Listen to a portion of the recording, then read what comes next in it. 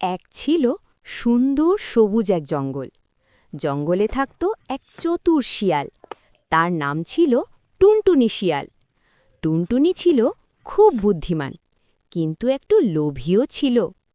একদিন জঙ্গলের নদীর ধারে হাঁটতে হাঁটতে সে দেখল একটা পুরনো গাছের গুড়ির পাশে রাখা আছে একটা ঝকঝকে সোনালি রঙের ডিম। শিয়াল ভাবল, হা হা, এটা নিশ্চয়ই সোনার ডিম। যদি আমি এটা বিক্রি করি তাহলে অনেক খাবার কেনা যাবে। কিন্তু ডিমটার কাছে বসে থাকা এক বৃদ্ধ কাক বলল, হে শিয়াল, সাবধানে, এই ডিমটার রক্ষক আছে। শিয়াল হাসতে হাসতে বলল।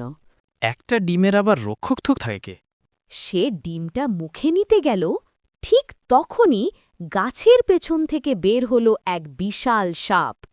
সাপ রাগে ফোঁস করে বলল, এটা আমার ডিম নয়, কিন্তু এই ডিমকে পাহারা দিই, কারণ এটা জাদুর ডিম। কেউ লোভ করলে বিপদ হবে।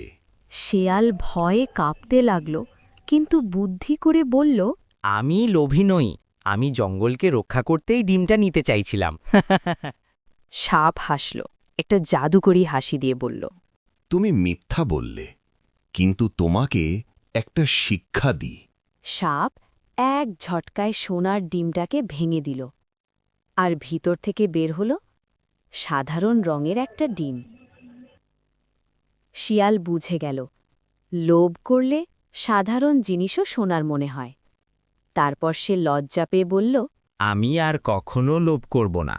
বৃদ্ধ কাক বলল, যে লোভ করে সে সবসময় ক্ষতিগ্রস্ত হয়। শিয়াল মাথা নিচু করে চলে গেল। সেদিন থেকে সে বুদ্ধিমান থাকলেও আর লোভ করেনি, এবং জঙ্গলবাসীও তাকে বিশ্বাস করতে শুরু করল। শিক্ষা: লোভ মানুষকে বিপদে ফেলে, সত্যবাদিতা ভালো ফল আনে। বাহিরটা দেখে সবসময় বিচার করা ঠিক নয়।